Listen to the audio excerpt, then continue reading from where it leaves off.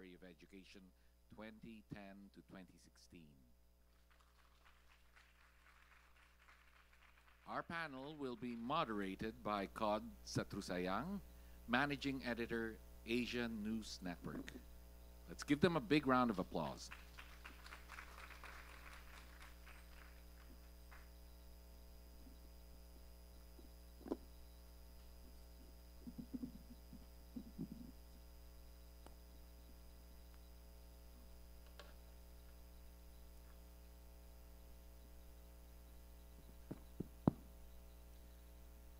Good morning, everyone, and thank you for joining us today for this panel and talking about the way forward. Yesterday we heard a little about fake news, and today we're going to talk about how we can combat disinformation, not just around the region, but throughout the world.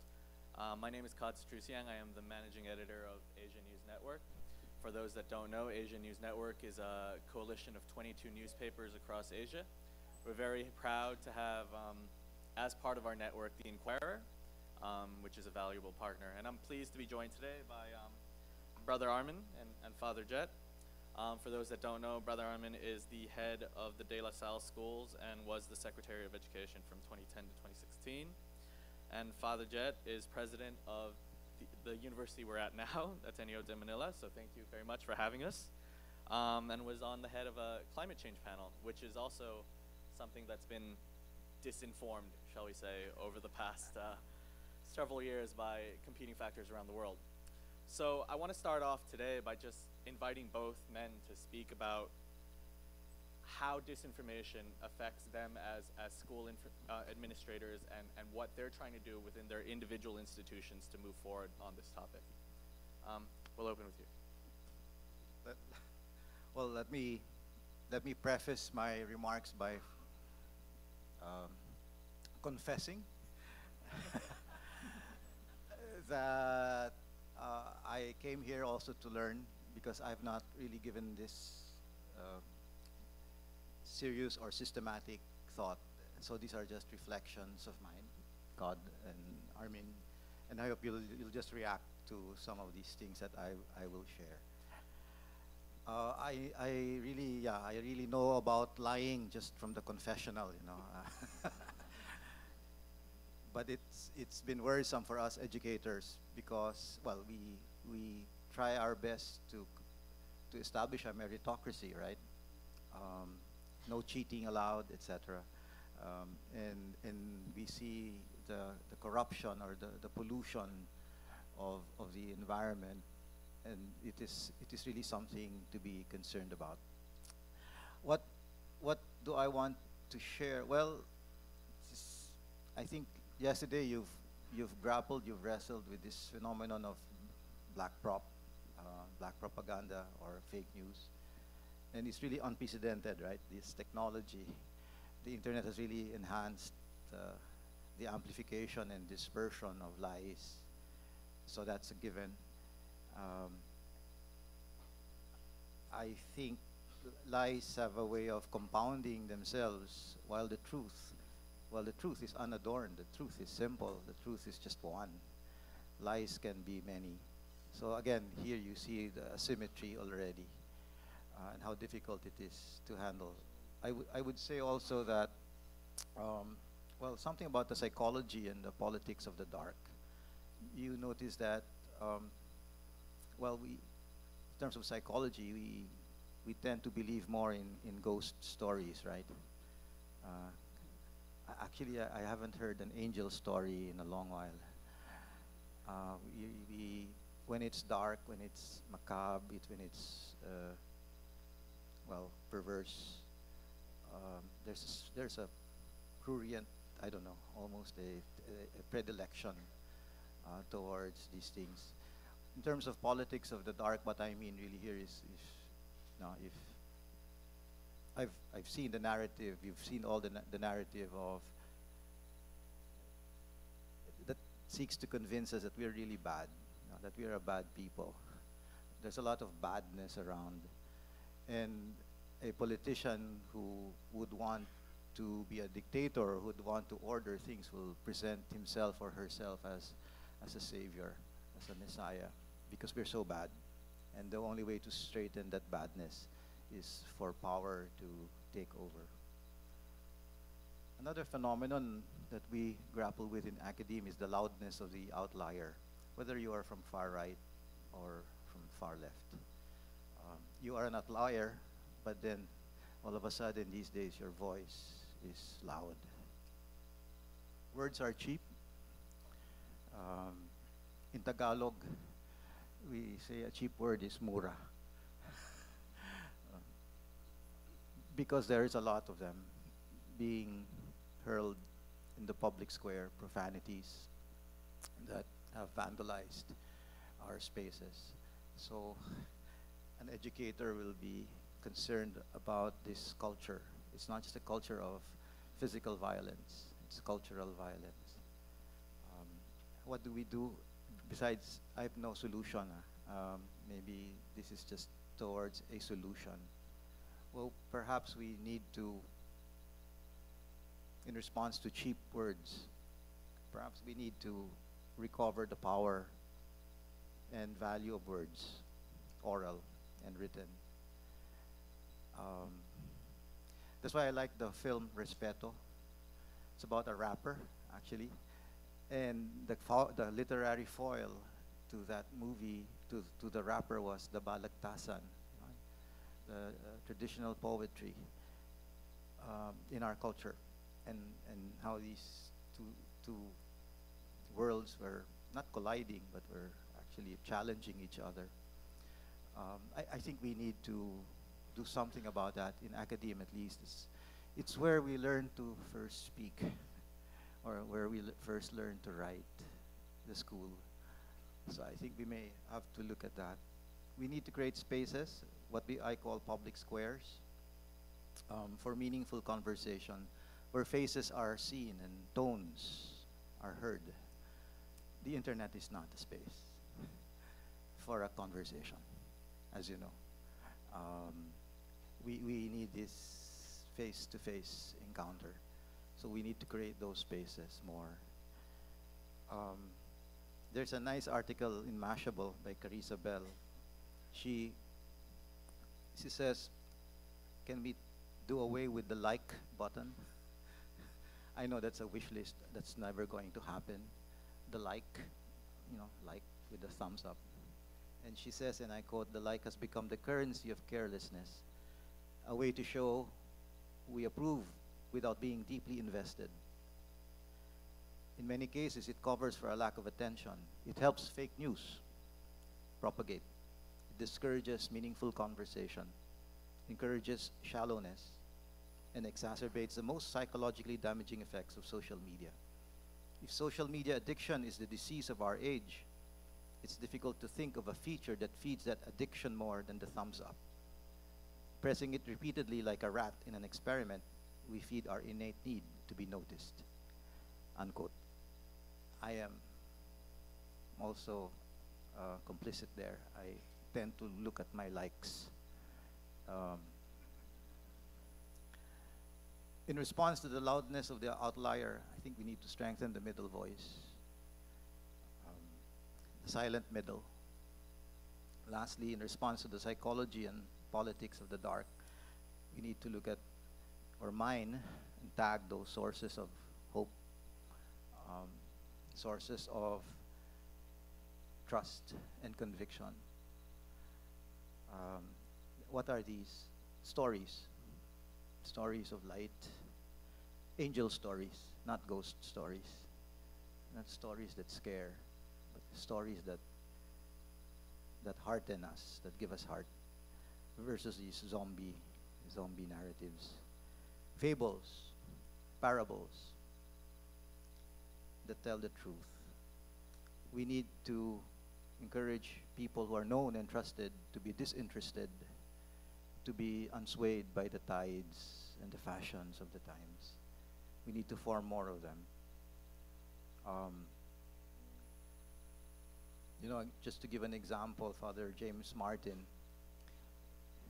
in the New York Times, he's a Jesuit, but he was labeled the scariest Catholic, the scariest Catholic in America.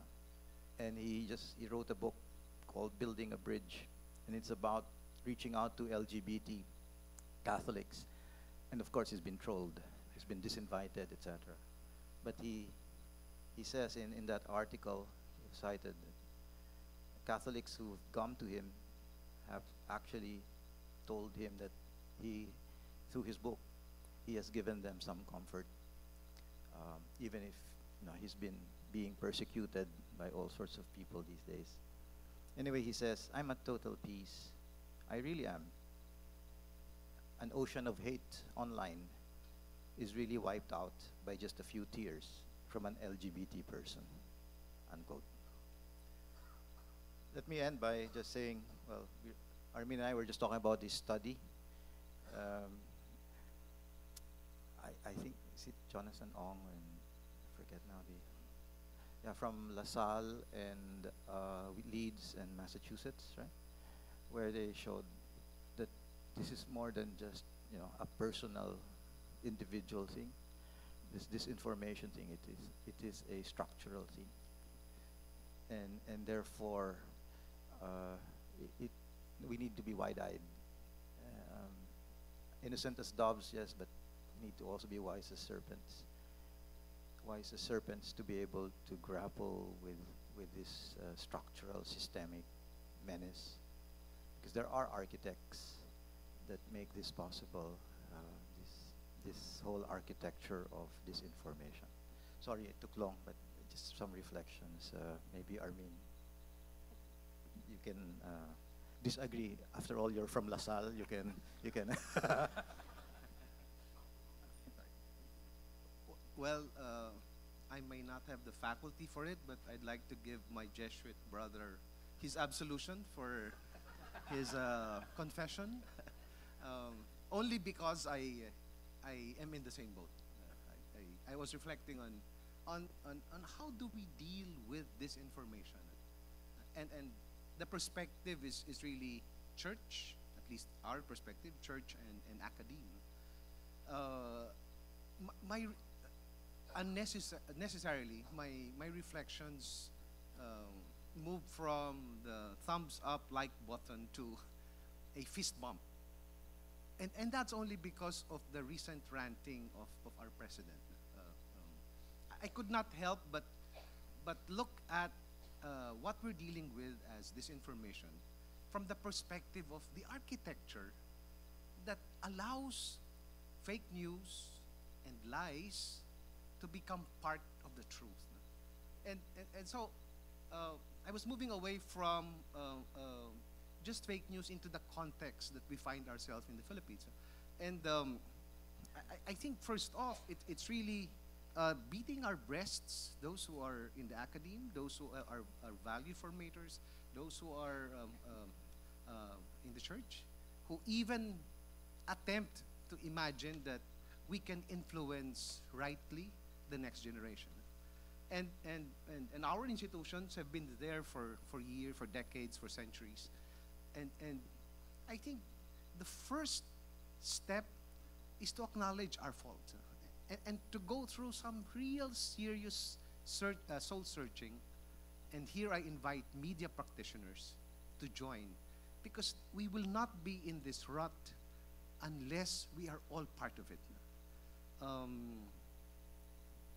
When you have a president who tells his troops to shoot female combatants in the vagina, followed by a logic that says, if you shoot the vagina and there's nothing more, then they're useless.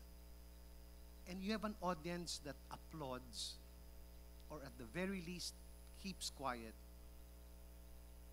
in respect for that statement. That is the basic architecture that allows fake news to become true, applauded and valued. I was reflecting on this because I said, how can that be?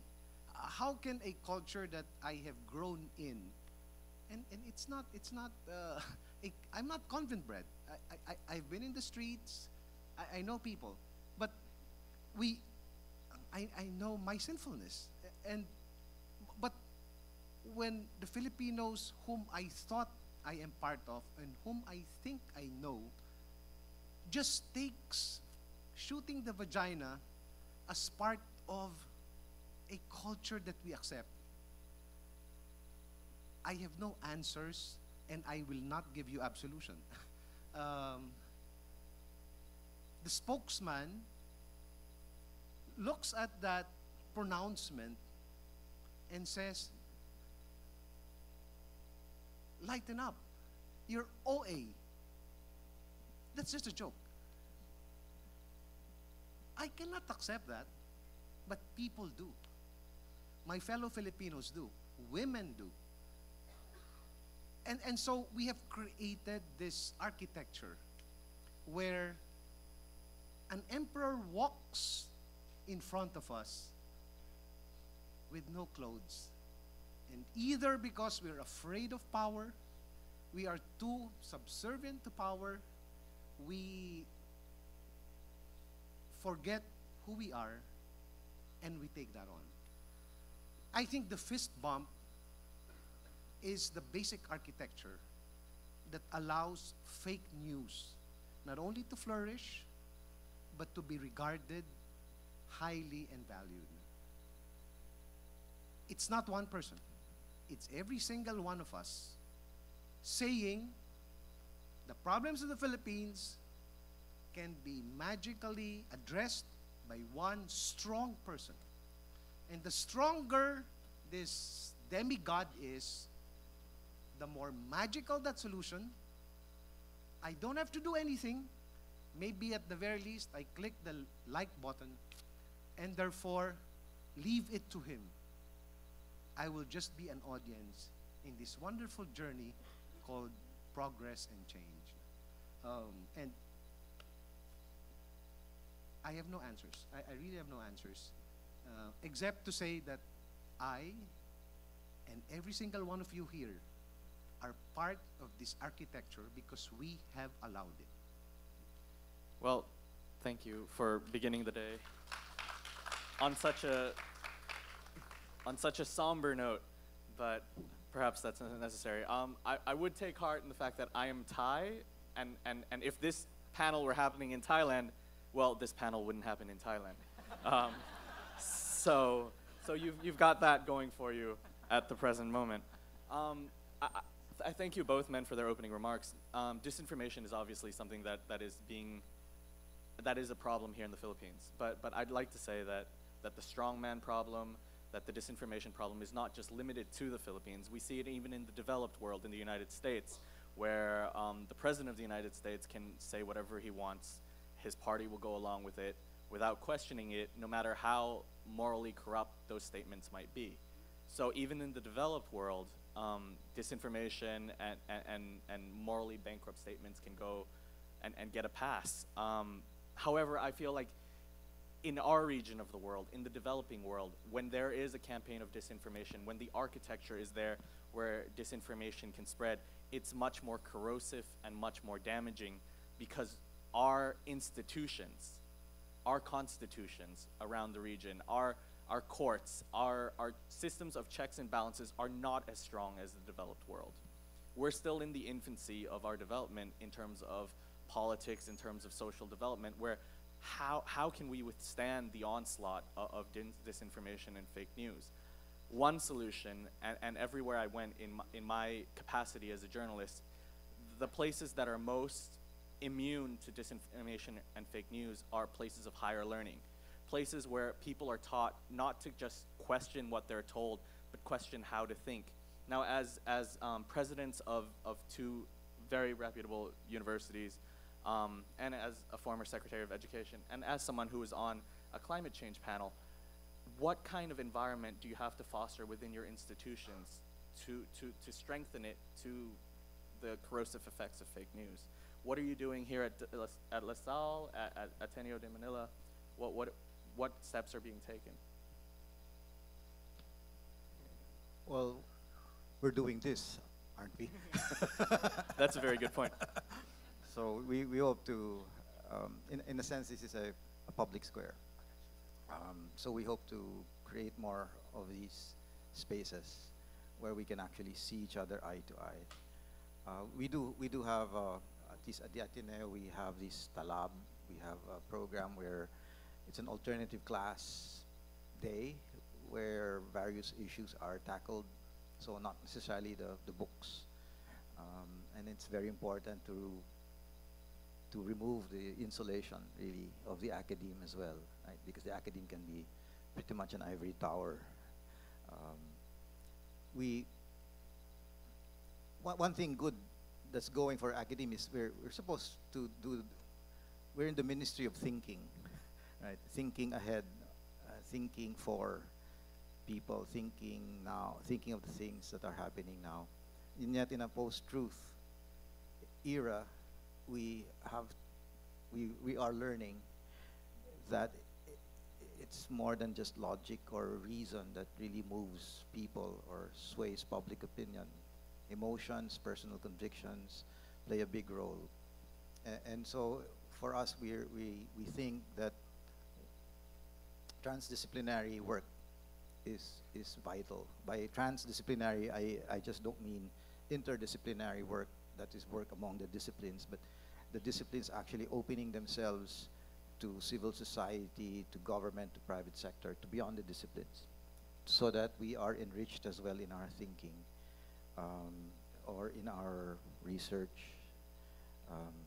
So yes, we will continue to teach 1 + 1 = 2, and it's just 2, even if someone says it's 3. We will continue to teach that discipline, but we know that yes, there are people who honestly, or not honestly, but who are easily swayed that it is 3, and there are factors there that actually influence these lies to propagate. I'll start with, I mean, that's 1 or 2 points, but maybe Armin, you can add. Building on that, I think church and academe has traditionally been seen as living in ivory towers, and part of the what shook those two institutions is really a recognition that power cannot reside in a tower. It has to move down to the people, no? And I think that's where the current administration is able to project a perception that they are on the ground via a perspective that says humanity, you are in touch with humanity if you're able to speak foul language, because the essence of humanity is its sinfulness. So if you're able to use foul language, the language that people have only when they're drunk, then you know their lingo, you're one with them. But I think we're forgetting the other reality of humanity, which is a nobility that we all share, and which overpowers whatever sinfulness there is. I think the role, aside from what the classical university is supposed to do, we have all realized in the Philippines that you have to not necessarily break the ivory tower, but come down and work with people. I happily am not operational in any of our universities, so I see my role as connecting what researchers and what academicians are doing within the confines of a university campus and bring them to the reality of the people on the ground. We work with Ateneo UP on a water alliance to make sure that water becomes a resource for waterless barangays. We work with different corporations to address family needs of those in Marawi who are just returning. We try to work with a broader coalition so that we will be able to address extreme poverty to 1.2 million Filipinos by 2030.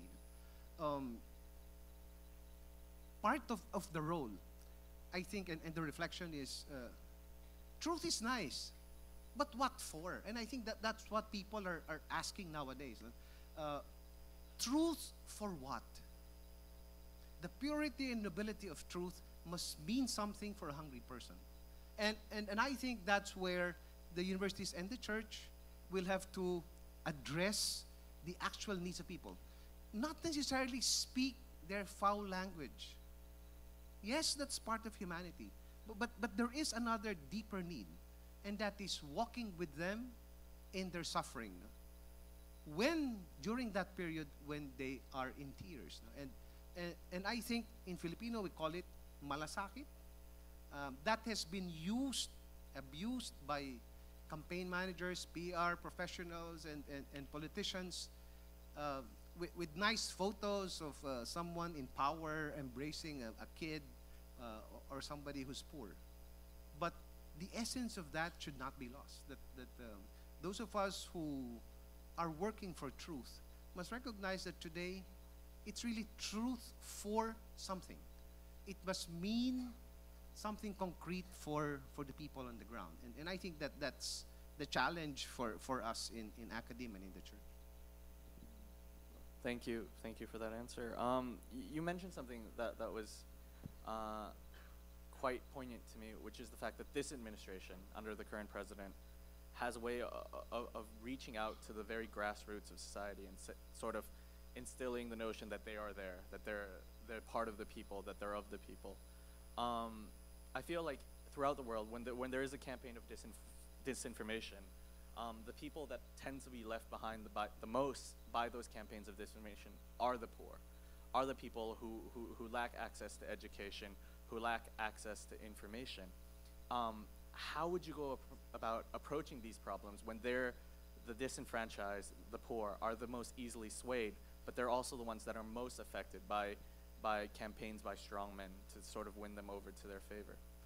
How do you approach the downtrodden?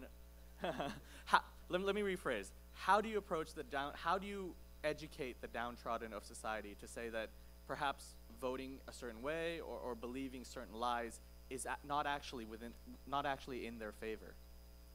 Is there something you can do as educators or as men of the church to sort of reach out to the masses? Because you do have a platform as being part of both worlds, academia and religion. I'll venture at an answer. Okay. The first step is actually deep respect. NGOs, academic institutions, government, all of us approach the vulnerable and the poor. But if we approach them from a perspective of, I am a donor, I'll give you what you need. I am government, I'll address your problem. I think whatever programs and interventions we attempt, we have really started on the wrong foot. We have actually used our position and stepped on them further. They have ultimately lost their dignity by just that first step. I happen to work with some of the families of the victims of EJK, and sometimes in the debriefing and psycho-spiritual dialogue we have with them, we go into a segment where we ask them, so where do you want to live now after you lost your father or your husband? And many of them will say, I still want to live in this house. And when we process with them the security risks and all the other difficulties and challenges in continuing to stay in that little barangay where they're known, it's so tempting for someone like me to say, you don't know everything. It's better for you. I'll bring you out of this barangay and bring you to a safer place where you can live a new life. But I have to take a step back and say, no. At the end of the day, I dialogue and work with people who are poor, who are vulnerable, and respect their decision, their position, because I must see myself as one of them. It may not be the best decision. They may have voted for the wrong persons, the wrong barangay captain, the wrong mayor, the wrong president, but I cannot blame them. And I cannot say, you allowed yourself to be used, even if I know that some of them got 500 pesos in the last elections. I'll have to respect that that is part of where they are. And continue in a non-judgmental perspective to work with them. Because in faith, to recognize that there is that wellspring of deep humanity within that whole rut of sinfulness and maybe ignorance. I don't know if I answered your question. I think you did a valiant effort. Actually, let me change it up for Father Jett for a moment. Now, you are part of the International Panel for Climate Change, or a researcher. IPCC, yeah. Yeah, for the IPCC. Now, climate change is obviously one of the most challenging issues of our day, yet there are still certain areas in the world, certain political areas, shall we say, that refute climate change, if not for corporate backers, then for a deep-seated mistrust of the science. As a scientist yourself, how do you approach these people and sort of change their perspective? It's a loaded question, I understand, but it's something that I feel that we should address in an information era of disinformation. That's where I am convinced that it's more than just the numbers that will convince people, really. I'm a climate scientist by training, and I've been at it since the 1990s. The world turned around on this thing when a politician, actor, Al Gore, actually came up with this video. I've been going around the world, not just the Philippines, telling people that the sky is falling. No one would listen, right? It's not easy to listen to bearers of bad news. But it had to take someone who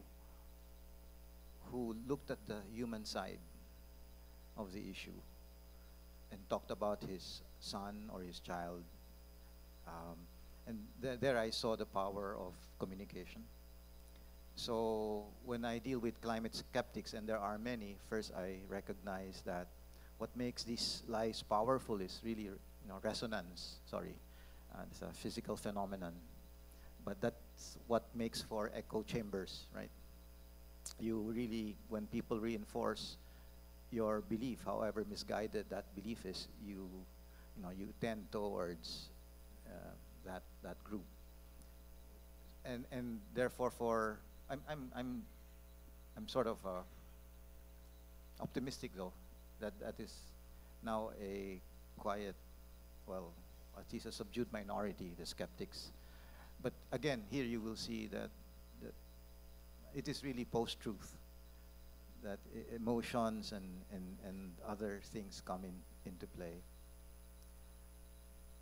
Maybe while you were talking, I just remembered some stuff, about when you were saying about people, what is the truth for, and people don't readily see what the truth is for. I'm reminded of this old movie, 1963, charade. Buhay na ako nun. Where the character of Audrey Hepburn asks the character of Cary Grant, why do people lie? And the character of Cary Grant replies, people lie because they want something, and they are afraid that the truth will not get it for them. So actually the prior question is the wanting. What is it that we want, right? And we have to convince people that the truth will get it for them. Now I know that wanting has to be in resonance, I guess, with our leaders. What do our leaders want? Is what they want also what we want? And if it's power that we want, for instance, what is it about power anyway that makes it so compelling? in the academe, we are fortunate. I think that's when I said we need disinterested individuals.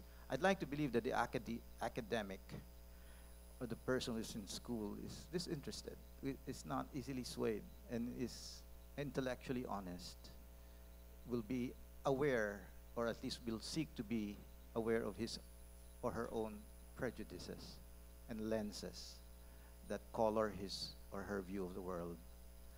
It takes effort to be self-aware, and usually you don't see your glasses, right? It takes someone else to tell you it's tinted. And we hope that in this tradition, we continue this tradition of peer review. Oh, sorry, we have 3 minutes. I stop. I have 3 minutes left. Sorry. Maybe Armin, you'd like to add, or? Well, actually, if people in the audience do have questions, please write them down and hand them to the ushers, and we'll try to answer as many as possible. I do have some questions here already for both men. Now that we have 3 minutes left for the speaking part, and now we're on to questions, I suppose. Okay, the first question that someone in the audience would like to ask is, quality education that teaches critical thinking and logical reasoning often comes at a cost that many Filipinos cannot afford. As educators in 2 of the most prestigious universities in the country, what are you doing to really, I'm assuming this word is help people, children in particular? Open to both. Briefly, yeah, even as we are part of just a few, well, first we hope to educate the leaders who we hope will make the difference, who can cascade this. And second, we do have also outreach, especially to the public school sector. We want to extend that reach. Technology will help, and so forth. I joined the public school for 6 years. And I invite all of you to consider the same. Okay. All right. Okay. The next question I have from the audience is that it's not just the poor and vulnerable who are easily swayed. Some people who belong to higher economic classes and are educated still support Duterte. How can we change their minds and opinions? With difficulty. No, well, seriously, I think we need to have these conversations. And I've seen some of these points. They're sober, and it helps if there's a lot less screaming, actually. But we can have that conversation, and I think that would be most enriching, especially with the more educated members. I think the temptation is to convince others, and to join the populist stance that the more we are, we have the better truth. I like to look at the biblical concept of the challenge for all of us. We don't need numbers. Truth stands on its own. We can be leaven. We could stand on our own and influence others and let the dough rise. When we look at the numbers, and we get depressed, but truth can stand on its own. We need truth tellers who will tell that the emperor has no clothes. Even if there are just 5 of them, we will be able to allow the leaven to rise, the dough to rise. Okay. I keep getting signals from both people in the front here that I have about 5 minutes left. So maybe if we have questions, let's try to speed it up just a little. Okay, maybe 1 or 2. I might not get to all of them. I do apologize for that.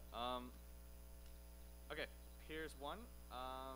How can we change the hearts of passive or passerbys to relevant issues into active actors of change and progress? So I suppose, to rephrase the question, how can we change the silent majority to act upon certain issues? Well, I guess we were looking at stories, we were looking at narratives, we were looking at people who can be these sources of light. how do you move people, especially for us who can be very affective as a culture? I think there is no substitute for actual contact and face-to-face encounters. Really, why was the Kian story powerful? We could resonate with that. A kid, someone who we see, and it was just a confirmation of some of the stories that we've heard. So I think we need to bring those stories to the fore.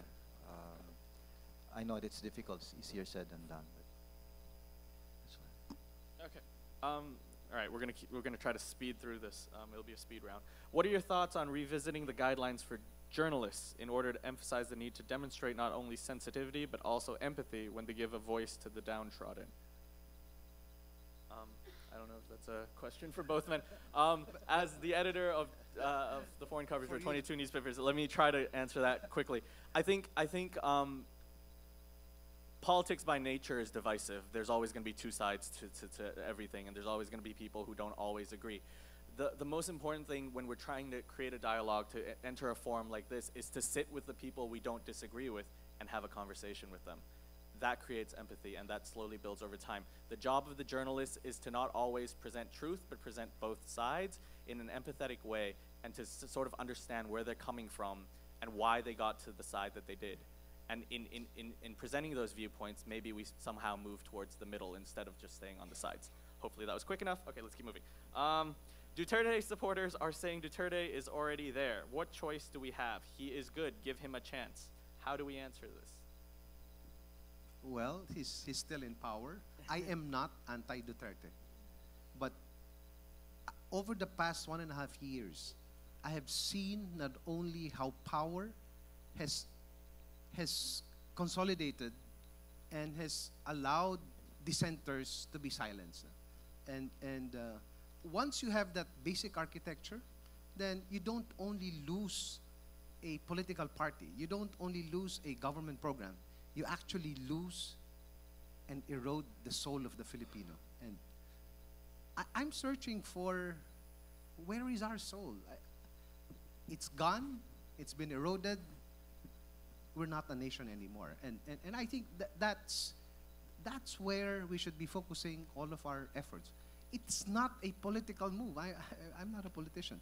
It's really Filipinos in search of who we are as a people. And I think we've lost everything that we think brought us together. Somebody better tell us where that soul is. Well, ditto. And actually, in our search for leaders, we really want leaders who will not divide us. I mean, and I think some leaders have a stake in dividing us, divide and conquer.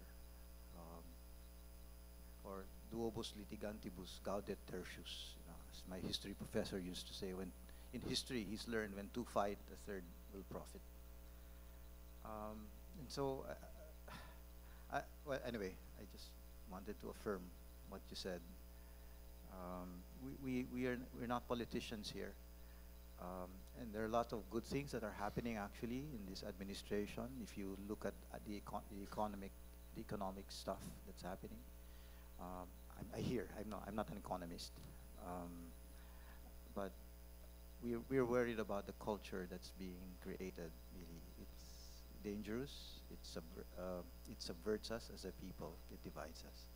So that's our concern. And a leader has the power to change these things. I think that's a good, if somber, note to sort of end on.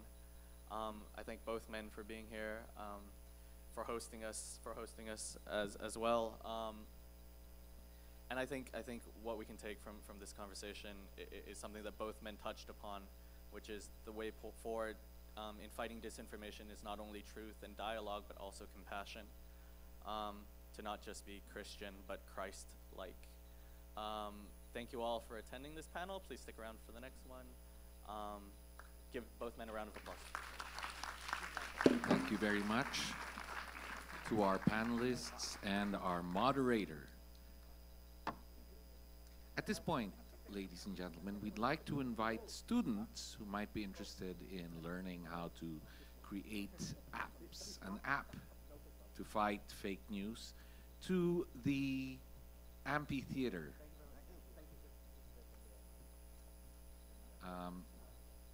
For a session that will be led by San Lim. Can I get asylum in the Philippines? So,